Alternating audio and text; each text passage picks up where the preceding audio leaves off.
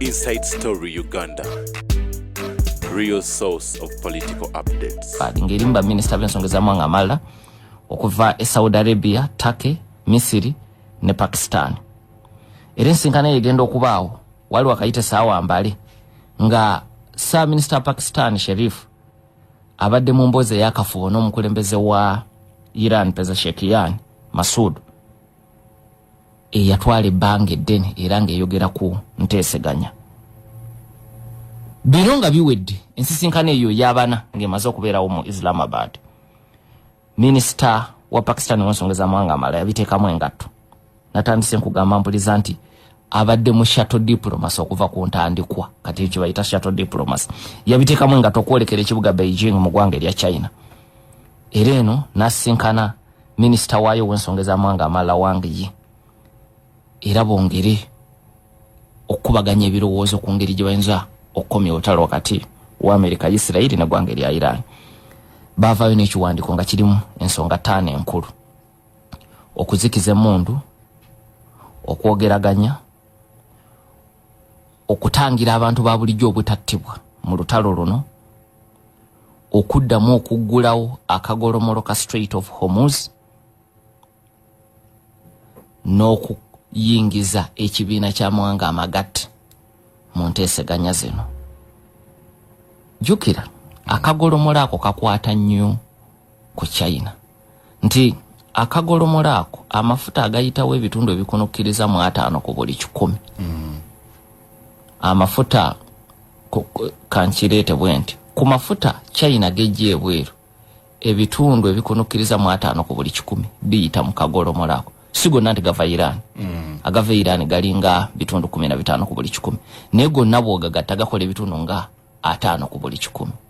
Kati bwe kabeeramu olutalo ng'olubaddewo, China oba ogikosezza nnyo, mafuta ganeegeetaaga. Katufuna obubaka buno tukomewo. Ochali kumukutu Sam Kaziwe Dispatches. Bwe tugendedde mu bubaka obwo nga tulabye okukosebwa kwa China senga akagolomolo kaba kakubiddwa oba nga kaggaddwa. Kituufu. Biki tuyinza okwongera ku ekyo? Era ne tulaba n'obuvunaanyizibwa bwayo mu nteeseganya zino, kubanga jjukira munywanyi nnyo wa Pakistan ate munywanyi nnyo wa Iran. So mu lutalo luno naye alina byafiirwa. Kati minisita wa Pakistan w'ensonga ez'amawanga amalala agenda okuvaayo nga babaze n'ekiwandiiko kya nsonga 5 era ne kiwa essuubi. Wabula ku Sunday yabadde Pasika eno gye twakalya, ate Trump n'addamu n'abitabula. Jjukira luli baali basenvudde Larijani n'attibwa ne badde emabega. Kati wano basenvudde ne China eyingiddemu.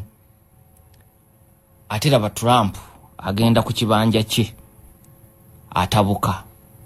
Jjukira Papa Leo yabadde amaze okuwa obubaka obuwanjagira enjuyi zombi okuzikiza emmundu n'okukolerera emirembe. Mubaka bwa Pasika. Ye Trump ate n'ayanukula na kusuubiza muliro. Mubaka bwe yatadde ku kibanja kye ekya Truth Social ku Pasika. Jukira ku Pasika okwo lwe baanunudde n'omusirikale waabwe ow'okubiri, omu ku babiri abali mu nnyonyi ya F-15 eyakubwa. Jukira bwekubwa omu ye baamulaba ku lunaku olwo, omulala kyatwala ebbanga baamulaba bukya ku Sande. Kati amawulire ago amala ogafulumya, kati ate adda ku kibanja kye aga nti Tuesday will be power plant day and bridge day, all wrapped in one in Iran. Mu bufunze nti olwokubiri wakuba amabibiro g'amasannyalaze, wakuba entindo, byonna agenda kubigatta wamu. Singa Iran teggulawo kagolomolo ka Strait of Hormuz. Mangu ddala Iran yagaana okutiisibwatiisibwa nega nti tetuyina kye tutidde. Bwe mukikola naffe tumanye ennyanukula gye tugenda okubaanukula. Naye ngolo ye Pakistan Wakasanke, tujja muyita Wakasanke kuba Wakasanke yabanyumirwa ate bigenda bubi. Naye afuyirira zirwana. Naye ono si Wakasanke mu kiseera kino Pakistan ali mukufuba kulaba nti ababiri bano ate tebalinyisa giya mu lutalo kuba mu kiseera ekyo kulwana kwali kugenda maaso naye nga kati Trump asuubiza nti agenda kulinyisa giya. Ku baraza Pakistan nefulumye ekiwandiiko nga kiri mu bubage nga kirimu okuzikiza emmundu kwa mitendera ebiri. Era Field Marshal Munir n'awuliziganya ne Vice President wa America J.D. Vance, Ambassador Steve Witkoff ne Minister wa Iran w'ensonga ez'amawanga amalala Said Abbas Araghchi. Trump pulani eno yasooka kugigaana ya Field Marshal Munir era n'addayo ku kibanja kye n'asuubiza nti essaawa ziggwayo, agamba Iran nti essaawa ziggwayo naye mugenda kulaba kye mutalabangako bugunjufu bwamu bwe mwewaana nabwo. Kubajjukira Iran ezeeyewaana ku by'obugunjufu naddala bw'oba obadde ogoberera obubaka obadde ku bibanja by'ebitebe bya Iran mawanga amalala nga balaga nti obugunjufu obwabwe busoba myaka 7 ti America nsi ya myaka 2 ti n'olwekyo ne bwenesuula bomu tesobola kuzza mabega bugunjufu bwa myaka 7. Kati Trump kwe kubaanukula n'olwekyo abaanukula ng'akozesa bigambo bye bazze bakozesa naga nti obugunjufu bwammwe obwo bwonna bugenda kusaanyizibwawo. A whole civilization will die tonight, never to be brought back again. I don't want that to happen, but it probably will. Ate mabegako yali abagambye agenda kuba kuba bomu abazeeyo mu biseera bya Stone Age. Sera biringa okyakuba mayinja ofuna omuliro ogufuma. Yaga eyo gye ngenda okubazza kati wanaagaye nti a whole civilization will die tonight. Munir yagenda maaso ng'akubirira Trump kuba bawuliziganya mu kiseera ekyo bw'ayogerezeganya ne Iran era waayita ebbanga tono nga Trump amaze okuteekayo obubaka bwobwo obw'okusaanyawo civilization ye Iran. Ate ye kennyini Trump ye yagenda ku kibanja kye n'alangirira nti bannange sikyakubye ebifo ebyo, nzikiriza okuzikiza emmundu. Era mangu ddala ne Minisita wa Iran ow'ensonga z'amawanga amalala Araghchi naye n'akakasa ebigambo bya Trump. Mu kaseera katono ne Ssaabaminisita wa Pakistan naye n'akakasa. Amawulire ago nga gafulumye ebbeeyi y'amafuta ku katale k'ensi yonna yeesalirawo ebitundu 16 ku buli 100 kubanga kyali kimaze okutegeereka nti omulundi ogusoose mu bbanga lya wiiki 5 akagolomolo ka Strait of Hormuz kaali kagenda kuggulwa n'olwekyo lyabadde gguliredde nti era ne gakka ebitundu 16 ku buli 100. Naye ekirala ekikulu kye tutayinza kwerabira nti enjuyi zonna zakkiriza obuvunaanyizibwa bwa Pakistan mu kino. Kubanga oluusi oli ayinza okubatabaganya naye n'olaba nga kiringa ekiswazo gamba nti yabatabaganyiza. Nja kuwa ekyokulabirako Meyi w'omwaka oguwedde Buyindi ne Pakistan bwe baalwana America ne batabaganya. Pakistan yebaza America, Buyindi yagaana negamba ffe twetabaganyiza. Kubanga ngiraba kigiswaza Buyindi mu maanyi gaayo okubanga mu lutalo ne muliraano ate balina okunoonya omuntu omulala okubatabaganya. Yo Pakistan ne yebaza nnyo Trump ne America. Buyindi nega nti ffe twetabaganyiza. So naye wano buli omu yakkiriza obuvunaanyizibwa bwa munne. Mubaka Trump bwe yatadde ku mutimbagano yagambye nti I have agreed to the ceasefire based on conversations with the Prime Minister Shehbaz Sharif and Field Marshal Asim Munir of Pakistan. They requested that I hold off the destructive force being sent tonight to Iran.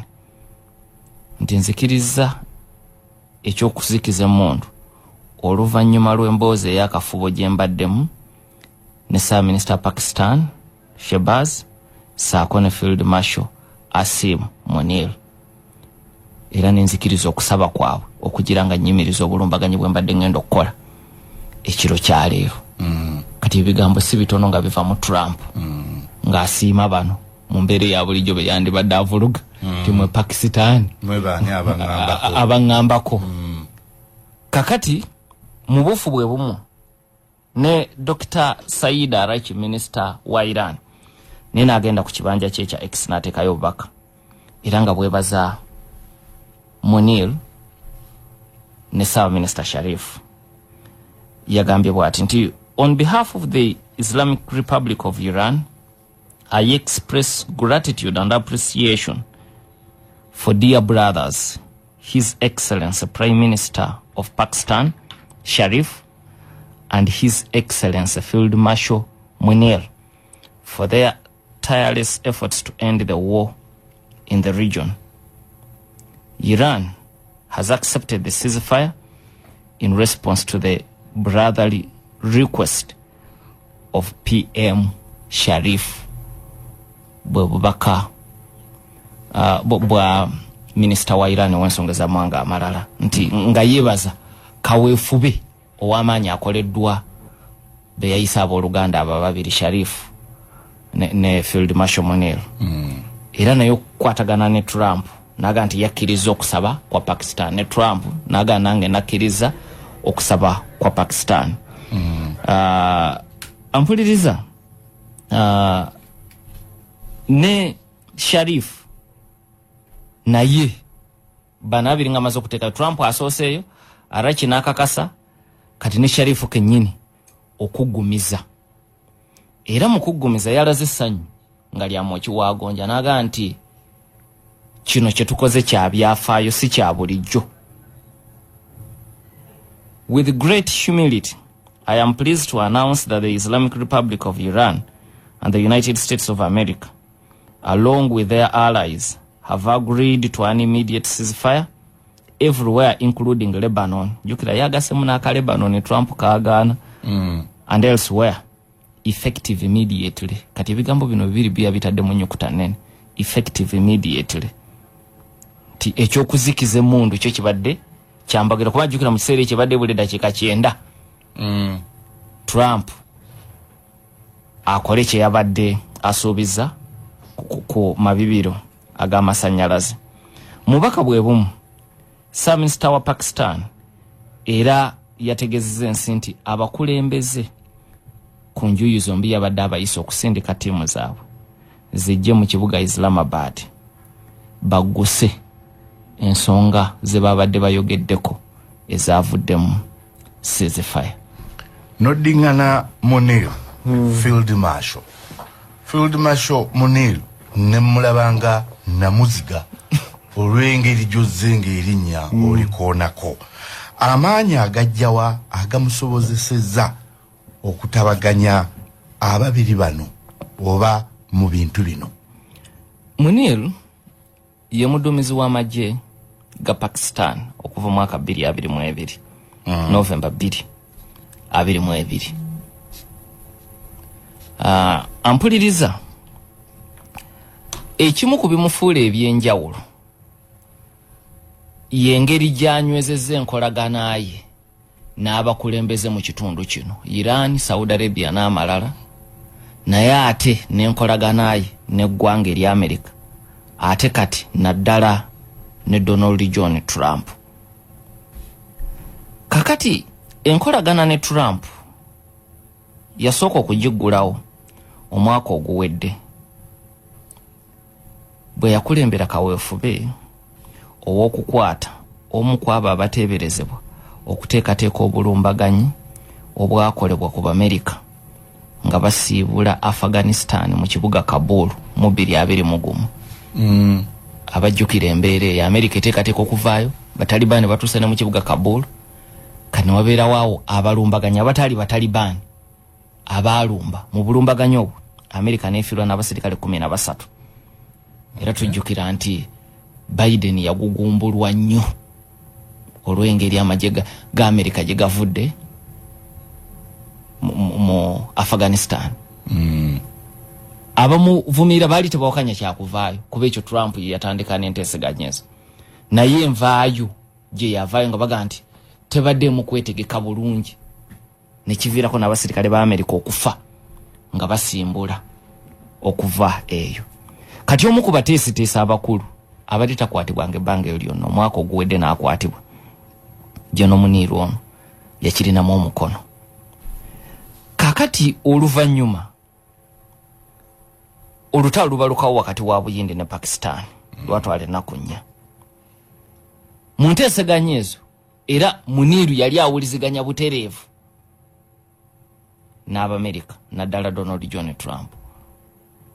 Naye nga tonnatuuka naawo jjukira olutalo lwa Ukraine bwe lubalukawo amagye ga Pakistan gaali masaale mu kugoba eyali Ssaabaminisita Imran Khan kati omusibe. Kubanga yawakanya okuwabulwa kwa Amerika obutagenda kukyalira Vladimir Putin yali alumbye Ukraine. Naganza olugendo nali natutegeka dda bino ebyolutalo lwamu tebinkwatako bw'akomawo ekyaddako kwali kugobwa. Parliament yatula olunaku lulamba bamugoba Matimbwe budde saa zaalinga 9 ez'ekiro.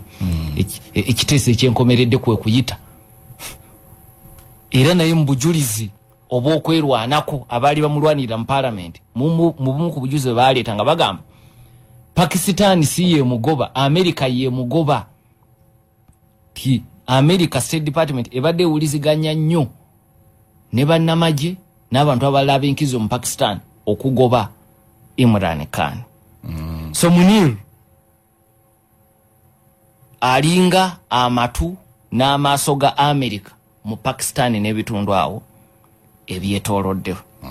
So kati kimufuula wankizo so nga ate mu kiseera kyekimu era nga Pakistan nayo bwekoze ng'ensi nti nekuuma enkolagana ne Saudi Arabia negikuuma ne Iran. Jukira Saudi Arabia ne Iran tebakolagana ate n'ogikuuma ne Iran ne America ng'ate Iran ne America nabo tebali makambuko. Kati ekyo kisobozesezza Pakistan ne Muniru okuba nga basobola okubeera bannamuziga mu nteeseganya ze. Nampuliriza bagenda okumulonda Muniru okufuuka omuduumizi w'amagye yali akyali ku ddaala ly'obwa genero. Naye olutalo lwa Buyindi ne Pakistan bwe luggwa ngeri gye yakwatamu olutalo n'engeri gye yakwatamu enteeseganya yakuzibwa okutuuka ku ddaala eriobwa Field Marshal era nga ly'eddaala erisinga okuba eddene mu magye ge Pakistan. Ate era ne mu Amerika ayaniriziddwa mu White House emirundi ebiri bukya Trump ajja twogera ku president wa mwaka gumu ne mwaka gumu waliyo abakulembeze b'amawanga mangi nga bandyagadde okusinkana Trump omu ku omu nga tebasobola. Mu mwaka guno gumu Muniru mu White House yakamusinkana emirundi ebiri. So nga mu lwatu ne Trump kennyini awaanye Muniru enfunda eziwera. Musajja mugezi yesigika asobola okukolaganika naye. N'olwekyo ebyo ebimuwadde enkizo okuba namuziga mu nteeseganya zino ezigenda maaso. Ochali Kumukutu, Sam Kaziwe Dispatches. Oluvannyuma lwa mawanga gano okukkaanya bombi bazaako ki oba kiki ekiddako oluvannyuma lw'okukkaanya ku ceasefire? Kati ekiddako nga Samesa Pakistan bwe yagambye mu bubaka bwe ku kibanja kye kya X kwe kuyita bano tiimu ezigenda okukiikirira enjuyi zombi bajje mu Islamabad Pakistan bongera okugusa kuba eno ceasefire beetaaga peace deal ekomekkereza olutalo lwonna. Era amawulire galaga nti aba Iran Arachi ne banne batuuka Pakistan akawungezi ka leero.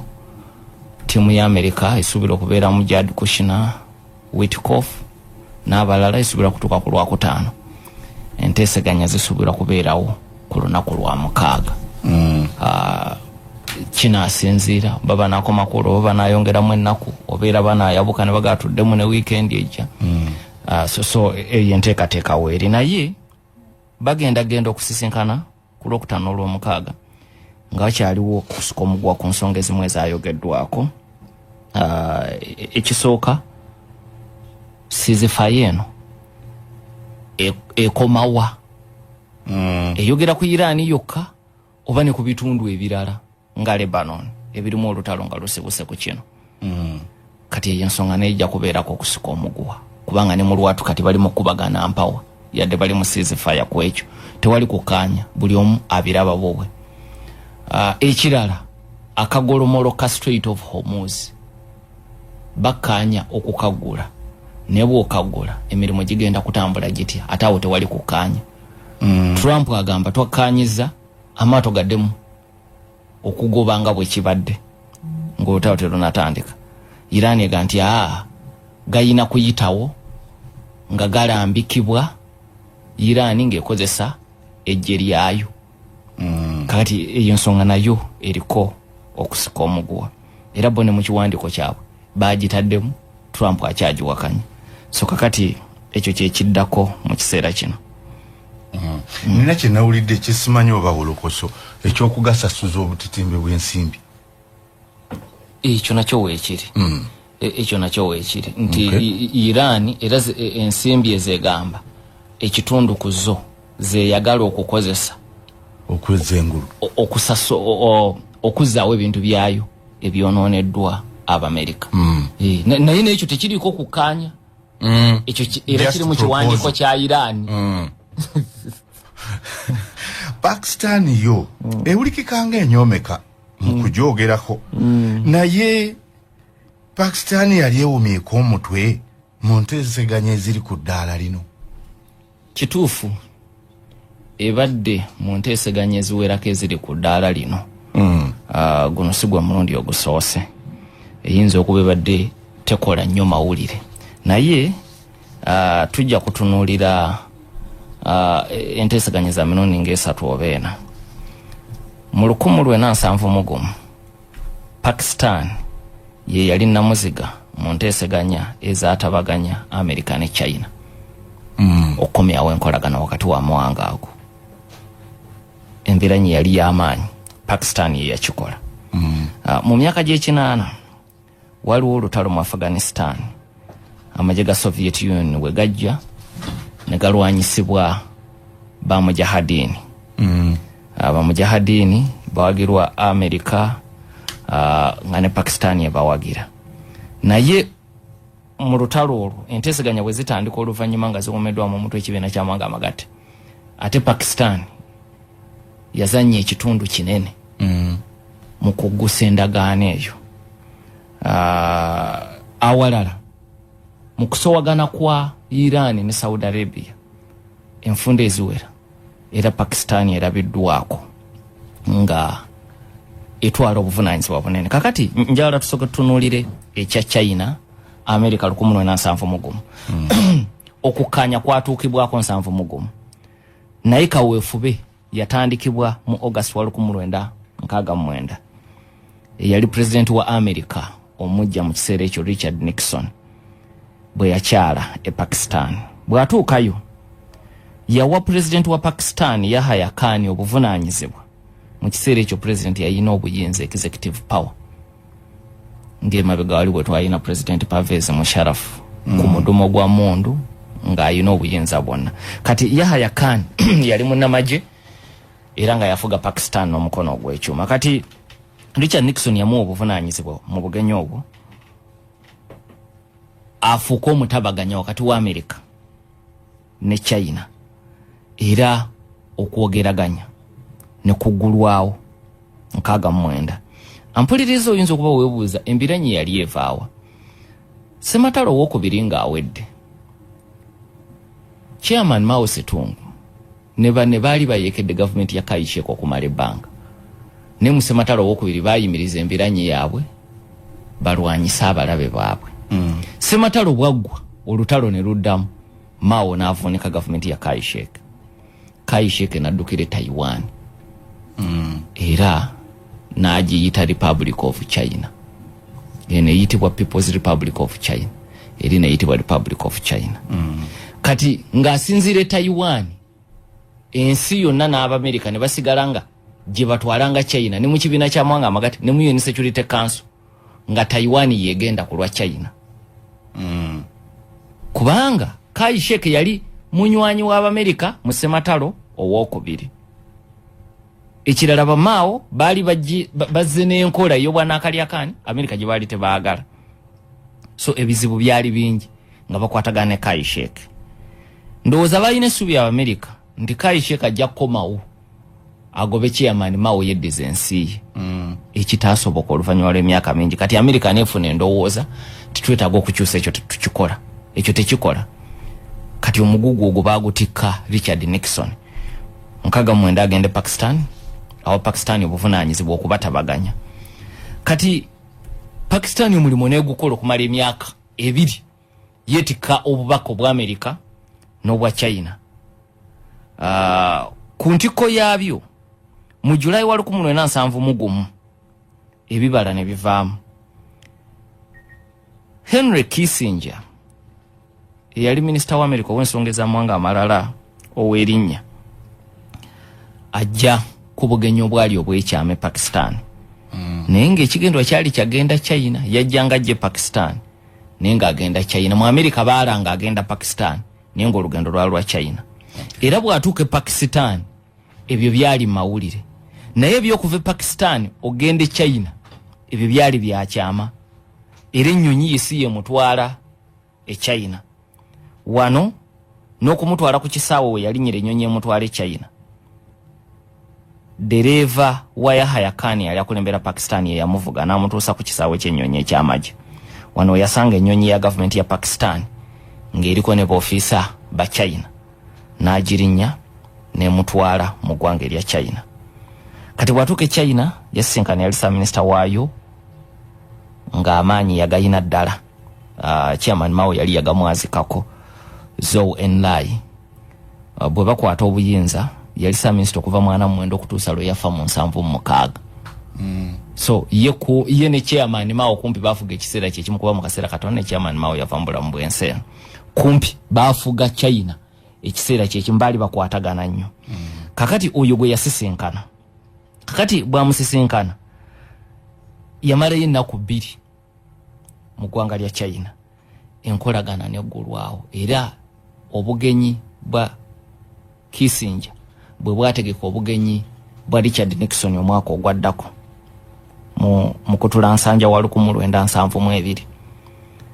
Richard Nixon n'agenda e China n'afuuka president wa America yasooka bukya Lubanga lwa Mendi okukyalako e China. Era yasisinkana ne Chairman Mao Zedong. Ensisinkano yali yabyafaayo era okukwe kuggulirawo China ene ya mainland. Oluvannyuma ne yeddiza n'ekifo kyayo mu UN Security Council.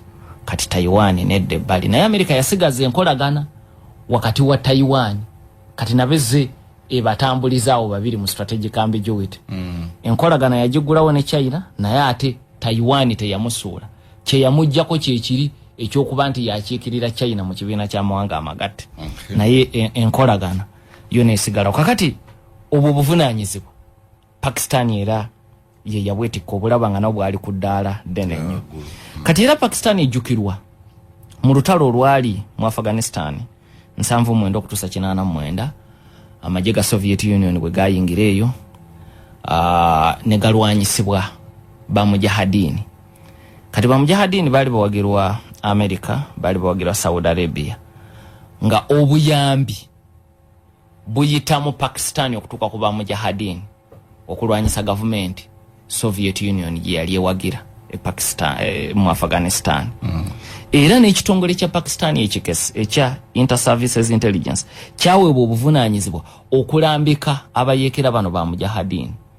Jukira Bin Laden y'omu ku baali ba mujahadini ate oluvannyuma ne yeefuulira Abamerika. So kati be baali balwana mu biseera bino naye yejjukira si Afghanistan yali yazzebuzi mu lutalo olwo. So kakati mu lutalo olwo oluvannyuma enteeseganya zitandikeza ekibiina ky'amawanga amagatte e Geneva 1982 ne zitambula naye zaatambula kasoobo wabula ku nkomero nga 14 ogwokuna 1988 amawanga abiri gakkanya Afghanistan ne Pakistan okuteeka omukono ku ndagaano ey'emirembe. Soviet Union ne America baali bakalabalaba era nga balina obuvunaanyizibwa obw'okuteeka mu nkola okakabana ababiri buli omu okuteeka mu nkola ebikanyiziddwako. Soviet Union okukaka government ya Afghanistan, America okukaka government ya Pakistan okukkaanya ku bino. Era kyekyavaamu okukkiriza Soviet Union okujja amagye gaayo mu 89 mu ggwanga lya Afghanistan gye gaali gamaze emyaka 10. Kati mu lutalo olwo abawandiisi b'ebyafaayo boogera ku Pakistan mu biti bibiri. Yali stakeholder ate mediator. Wajjukira yali evujjirira abalwanyi nga ne intelligence yayo yebayamba. Naye nga terulimu nga gavumenti. So yali omu ku bakajiko natabula naye ate ekiseera bwe kyatuuka okutabaganya enjuyi zombi nakubiriza yakkirizisa be yali ewagira okukkaanya. So egwa mu biti bibiri. So nembyafaayo ejjukirwa nga wayise emyaka kumpi egikunukiriza mu 2015 era Pakistan ejjukirwa nti yategeka ensisinkano eyasooka wakati wa gavumenti ya Afghanistan yali ekulemberwa Ashraf Ghani ne n'abatalibani. Era mu nsisinkano eyo America ne China baaliwo nga bakalabalaba. Mpuliriza kyolina okujjukira wano nti abatalibani kati abaali mu nsiko mu kiseera ekyo be baali bafuze Afghanistan okuva 96 nga bakulemberwa mu Omar. Abamerika ne bajja ne babagoba mu 20 nga babavunaana okubudamya Osama bin Laden era ne bagaana okumuwaayo eri Abamerika. Kati gavumenti neegwa. Gavumenti endala ne zijja nga zibeerako Amerika ze yali eteekako. Kati Ashraf Ghani nga president atuula n'abatalibani omulundi ogwasookera ddala bukyalutalo lutandika era baatuula Pakistan ng'era Pakistan yawomya omutwe mu nteekateeka eyo. So nga ate n'endagaano wakati wa Amerika ne Pakistan n'abatalibani yakazibwako Doha agreement ya 2020. Endagaano eyo naye abatalibani Pakistan baagirimu emabega. Jjukira endagaano eyo yevaako Amerika okukkiriza eve mu Afghanistan oluvannyuma lw'emyaka 2 era buli omu alina bye yeeyama nti Abamerika mu ndagaano eyo Doha agreement 2020 baalayiza abatalibani nti bwe muliddamu okubudamya omuntu omubi gye tuli nga bwe mwabudamya Osama bin Laden era tujja kudda nga bwe tubaddeyo emyaka 20. Of waliwo n'ensonga endala nnyingi ng'eddembe ly'obuntu eddembe ly'abakyala by'abatalibani baabivaako. Naye kiri ekyokusekeeterera Amerika ekyo bakikuumi n'okutuusa olwaleero. So kakati ezo ensonga nazo Pakistan yazibaddemu. Ensonga endala zenayogeddeko zebaddemu ennyo ze za Saudi Arabia ne Iran. Kubanga jjukira Pakistan erina abashiya nga bawera erina n'abasunni nga basinga obungi. Kati mu mawanga gombi bwegendayo esobola okuwulirwa. Esobola okubeera Iran nega nti njogerera abashiya. Esobola okubeera Saudi Arabia nega nti njogerera abasunni. Kati mukusika omugwa kuba okusika omugwa kwa Iran ne Saudi Arabia bali bakazi bajja ng'omuganda waga nti bakazi bajja kabugo kakadde tekagwamu nsekere. Omu akulembera abayisiraamu abasunni omulala n'akulembera abashiya. Kati ekyo kyokka kibateeka ku mbiranye ez'olubeerera. Kati ezo embiranye ezo ne zivaamu okusika omuguwa okwenjawulo naye enfunda eziwerako era Pakistan erabiddwako ng'ejja okugezaako okutabaganya abooluganda bano. Ekyokulabirako January 2016 waliwo abeekalakasi baalumba ekitebe kya Saudi Arabia mu ggwanga lya Iran. Saudi Arabia neetabuka nnyo nti Iran mwakikkiriza muti ekyokubeerawo era ebigambo n'ebibeera bingi. Eyali Ssaabaminisita wa Pakistan mu kiseera ekyo Nawaz Sharif nga mukulu wa Ssaabaminisita kati aliko Shahbaz Sharif era naye yenyigira mu kye bayita shuttle diplomacy ng'ali wamu neyali omuduumizi w'amagye General Rahil Sharif.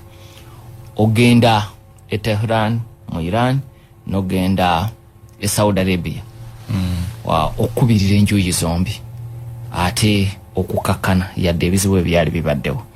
Era ku Saudi Arabia ne Iran ne mu Oktoba wa 2019 tujjukira obulumbaganyi drone zaava e Iran ne zikola obulumbaganyi kusunsululu ly'amafuta erya Aramco mu Saudi Arabia n'eddala erye Kurais ne kiyimiriza obusuubuzi bw'amafuta kumpi ekitundu kimu kyakubiri ebye Saudi Arabia kuba amakampuni ago gankizo nnyo eri Saudi Arabia. Era ebigambo n'ebibeera biyitirivu naye era mangu ddala yali Ssaabaminisita Imran Khan kati omusibe era naye yadduka mangu eri yadda mu Saudi Arabia, Tehran, mu Iran okubirira enjuyi zombi. Era kaweefube oyo gwe yatandika Pakistan oluvannyuma mu Maachi wa 2023 yaviirako China mwe yayita okutabaganya enjuyi ezo zombi ne batuuka ku kukaanya. So Pakistan era yayinwa obuvunaanyizibwa bw'amaanyi mu kutabaganya ababiri abo. N'olwekyo guno si gwe mulundi ogusoose ezze yeeyimba mu nsonga ennene ate nga nnyingi ku zo nga bwe tulabye ng'eziggusa. Ochali Kumukutu, Sam Kaziwe Dispatches.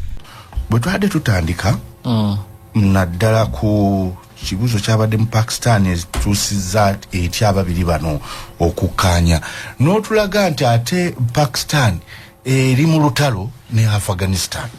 Kyokka ate bwe tugenze eno Pakistan yali ewomyeko omutwe ewulikise nga Pakistan ebadde n'okukkaanya ne Afghanistan. Obuzibu buvaawa okuba nti olwaleero Pakistan ate eri mu lutalo ne Afghanistan. Kakati olutalo luno nalwo lututte kumpi ebbanga lyerimu nalwo infacti luli lukulu n'okusinga ku luno kubanga obulumbaganyo obusooka okukolebwa ku Pakistan bwakolebwa 21 omwezi ogwokubiri. Luno olutalo lwakolebwa luno olutalo olwa Iran n'Amerika ne Israel lwatandika 28 sululi lukulu ku luno okusinga weeki. Kati obulumbaganyo obwo bukolebwa Pakistan yali tenenya butereevu gavumenti y'Abataliban. Wabulangega nti tekola kimala okulemesa ebibinja by'abanalukalala. Waliwo ekibinja eky'Abataliban abasinzi abe Pakistan naye nga basinziira Afghanistan okukola obulumbaganyo ku Pakistan.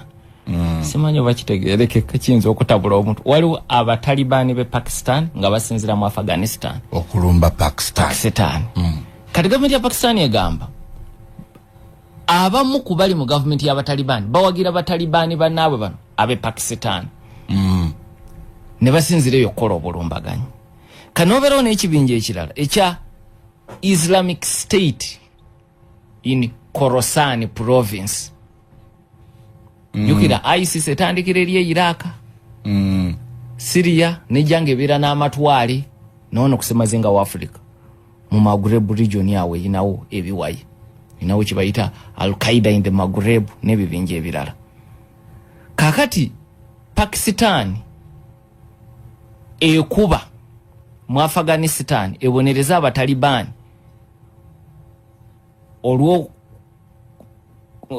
olw'okuyamba Abatalibani be Pakistan okusinziira eyo okulumba Pakistan. Kati okukakana nga ne Afghanistan yanukudde olw'okugirumba. Olutalo ne lugenda maaso si lunene ng'olwa Iran.